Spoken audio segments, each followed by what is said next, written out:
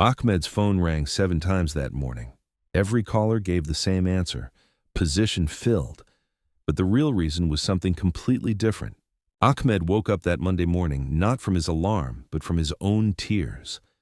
What happened the day before still echoed in his mind. Those words his boss Marcus said in the office: "Ahmed, your differences are making our clients uncomfortable. There's nothing we can do about this. Differences." He had worked at the same company for 5 years. He was one of the top performers.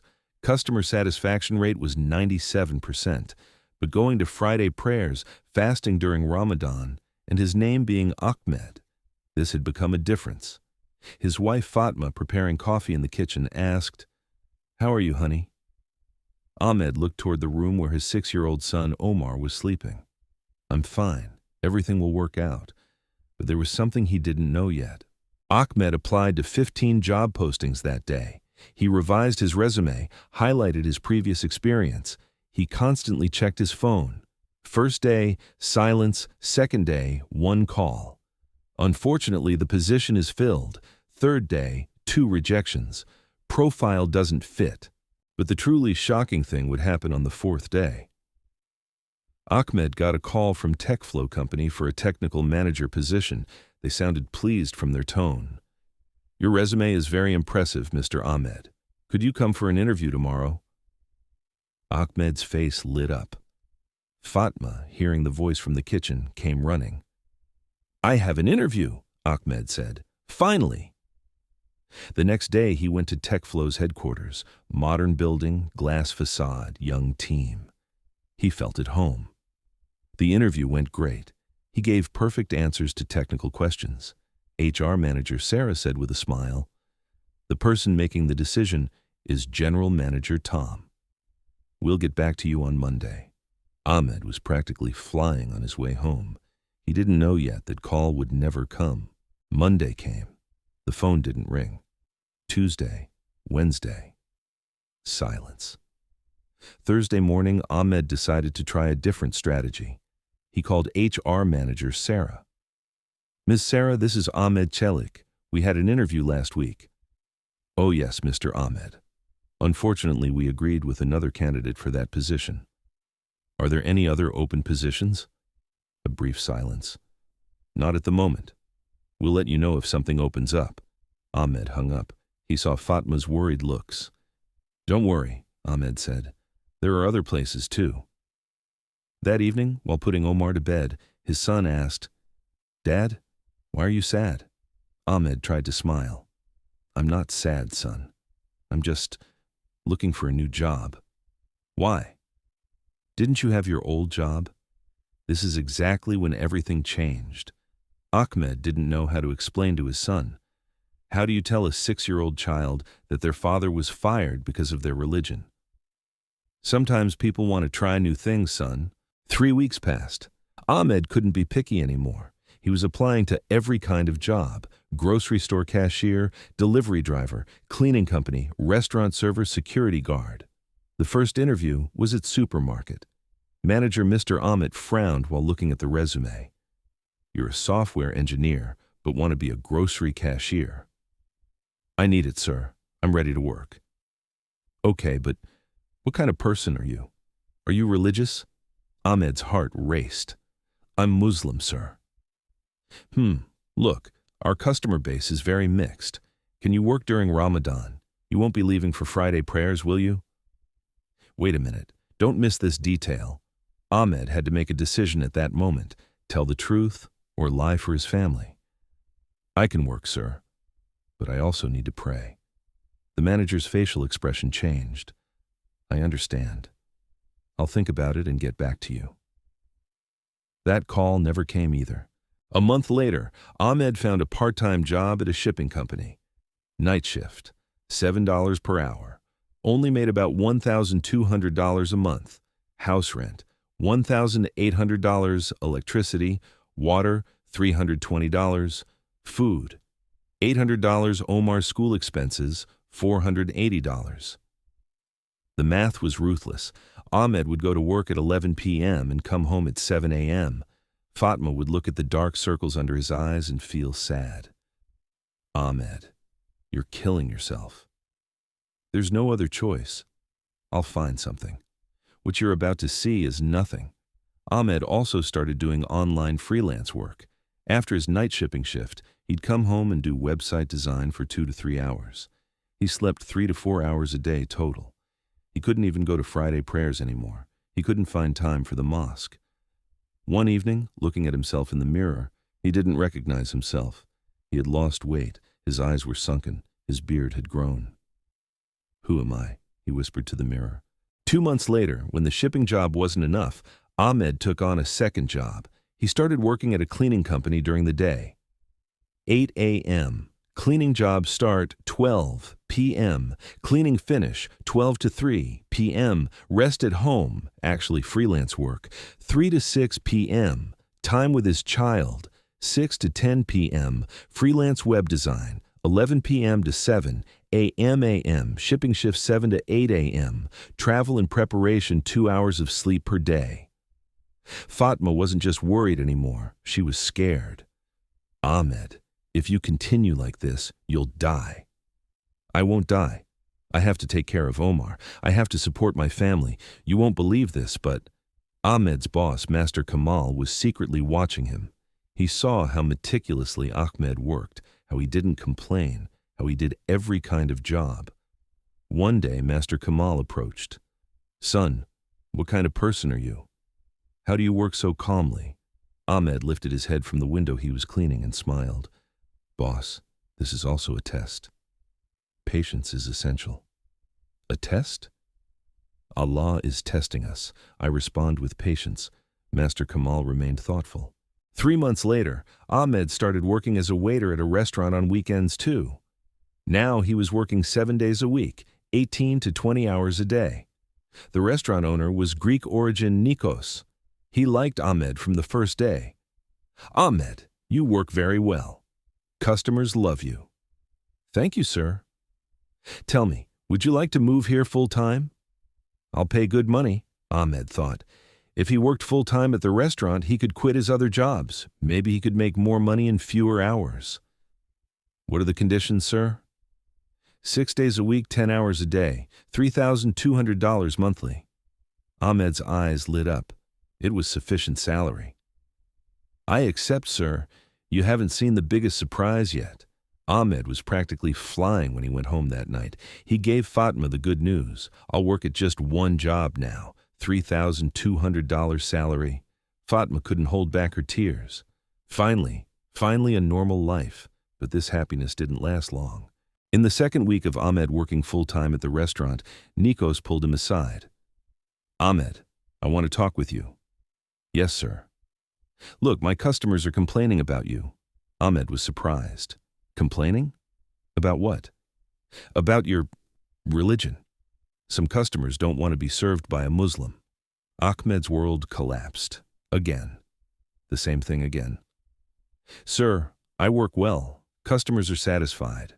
I know, Ahmed, you're a wonderful person, but business is business." Just then there was a knock at the door. A group of 4 to 5 people entered the restaurant. Among them was a familiar face. Marcus, his former boss. Marcus was surprised to see Ahmed. "Ahmed, are you working here?" Ahmed bowed his head. "Yes, sir." The woman next to Marcus whispered, "Is this man your former employee? He's really fallen." When Nikos understood the situation, he called Ahmed to the kitchen. "Who was that man?" "My former boss, sir." "Why did he fire you?" Ahmed remained silent. "Because of your religion." Ahmed nodded. Nikos took a deep breath. That evening, Nikos kept Ahmed after his shift. "Ahmed, we need to talk at length." Ahmed was scared. Was he going to lose his job again? "Sir?" "Look, son, I didn't come here from Greece. I'm also an immigrant. I also face discrimination." Ahmed was surprised. 20 years ago when I came, they wouldn't give me jobs because I was Greek. They'd call me infidel. Now you can't find work because you're Muslim." "Sir, quiet. Listen, I lived through those days. Nobody helped me. I made myself exist." Nikos sat at the table. "You're a very good person, Ahmed. Honest, hard-working, patient. Such people are rare. What you'll learn at this point will change your life. Ahmed, I have an offer for you. Would you like to become a 50% partner of this restaurant? Ahmed's heart stopped. What? How? I'm getting old. My children aren't interested in this business. You know this business very well. Customers love you. But I don't have money, sir. I don't want money. I want your work. We'll work together for 5 years. Then 50% will be yours. Ahmed couldn't believe his eyes. Think about it. Talk with your family. Give me your answer next week. When Ahmed got home, it was 1 a.m. Fatma was awake. Why are you so late? Ahmed told her everything. Fatma's eyes filled with tears. Is this real? Real, but there's a problem. What problem? The restaurant also sells alcohol. Is it right for a Muslim to be a partner in this business? Fatma thought, Ahmed, you're not selling alcohol. You're doing food service. People decide what to drink themselves. But is this halal money? You're working honestly. Allah sees the intention. The next day, Ahmed consulted with the neighborhood imam, Hassan Hocha. Teacher, is such a partnership permissible? Hassan Hocha thought, my son, you're not producing or selling alcohol. You're doing food service. I don't see a problem from a jurisprudence perspective. But will people criticize? People criticize everything. Be at peace with your conscience. Ahmed thought for a week. He prayed until morning, made supplications, sought guidance. Finally, he made his decision. When he met with Nikos, Sir, I accept. But I have conditions. Tell me. I'll pray my Friday prayers. I'll fast during Ramadan. I want respect for these. Of course. Second, we won't sell pork in the restaurant. Nikos thought a bit. Okay, we don't sell much pork anyway. Third, when hiring employees, we won't discriminate based on religion, language, or race. Absolutely. I also face discrimination. The two men shook hands. 6 months later, Ahmed Nikos restaurant had become one of the most popular places in the city. The Turkish-Greek fusion menu that Ahmed brought had attracted great interest. Both doner and gyros, both baklava and galaktobureko. Customers loved Ahmed. He was sincere, cheerful, honest. One day, a familiar customer came. Sarah, the HR manager from TechFlow. She was surprised to see Ahmed. Ahmed, are you working here? Yes, I'm a partner here. Sarah looked around in amazement. Partner? Yes, Uncle Nikos and I run it together. The words that would come next would shock her. Sarah said shamefully, Ahmed, I lied to you that day. What lie? Our general manager Tom wanted to hire you, but the board of directors said the name Ahmed would make customers uncomfortable. Ahmed smiled. I knew. How did you know? Being Muslim in this city isn't easy, but it doesn't matter anymore. Sarah looked around. This place is wonderful. You've become very successful. Alhamdulillah. A year later, Marcus came to the restaurant again while Ahmed was working. This time, he was alone.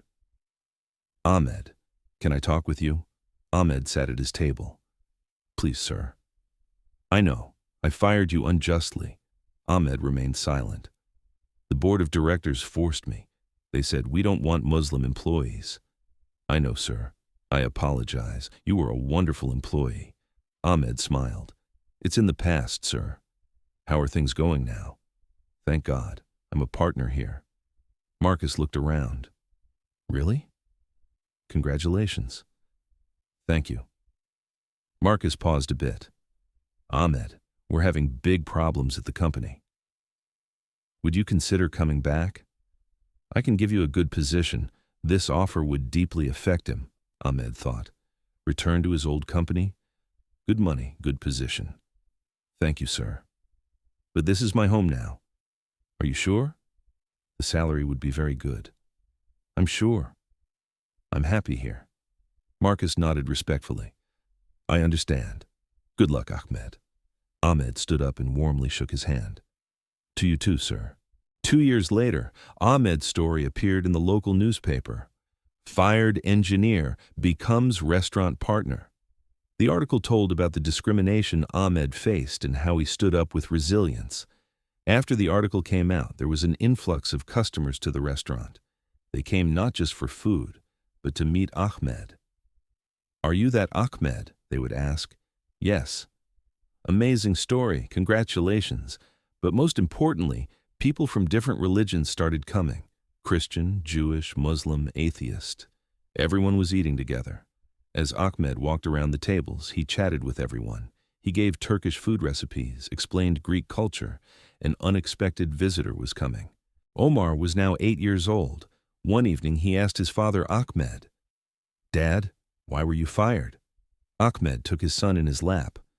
"Because some people are afraid of different religions, son." "Why are they afraid?" "Because they don't know us." "They're afraid because they don't know us." "Are you angry at them?" Ahmed smiled. "No, son. I feel sorry for them." "Why?" "Because they're missing out on good people." "We have good people too." Omar thought, "Dad, when I grow up, I'll be patient like you too." Ahmed hugged his son. "God willing, my son. Patience is the most beautiful weapon." 3 years later, Nikos got sick. He had a heart attack. In the hospital, he talked with Ahmed. "Ahmed, I'm getting old now." "Don't say such things, uncle. Listen to me. You learned this business very well. The restaurant is completely yours now." "No, uncle, it can't be like this." "Quiet. I've decided. My lawyers are coming. 100% of the restaurant is being transferred to you." Ahmed's eyes filled with tears. "Uncle, I don't deserve this. You deserve it the most. You're like a son to me." "Thank you, uncle. I thank you, my son. You taught me humanity again." 5 years later, Ahmed had become one of the most successful businessmen in the city. Ahmed Mediterranean Restaurant had turned into a chain with 3 branches in the city. Ahmed now employed 15 people, all from different ethnic backgrounds: Turkish, Greek, Kurdish, Arab, Armenian.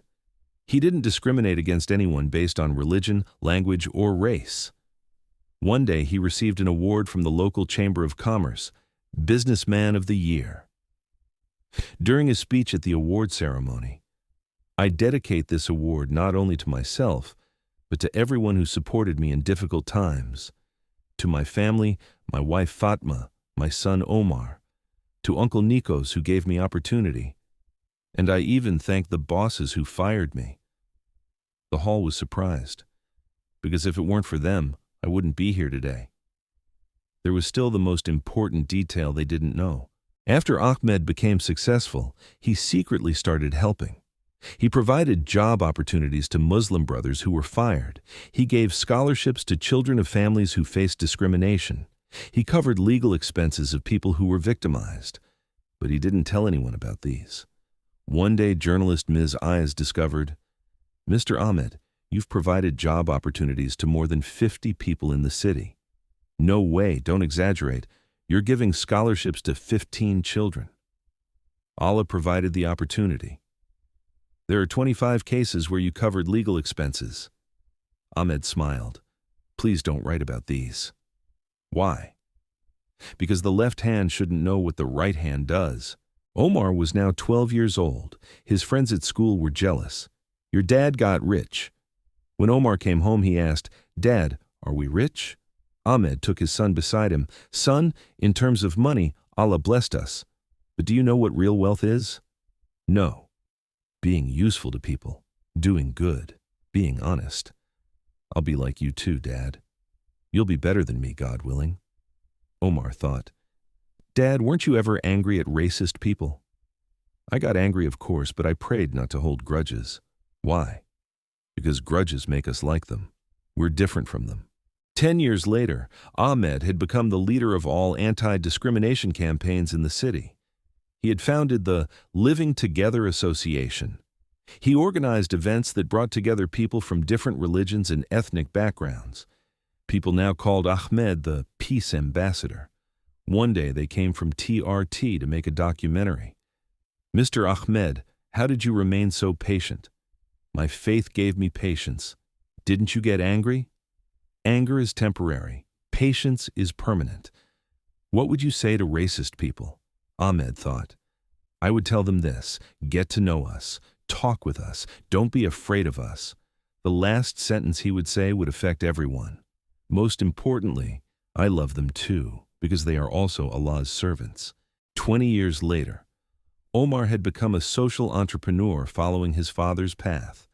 The Living Together Association that Ahmed founded had become an international organization. Religious and ethnic discrimination had greatly decreased in the city.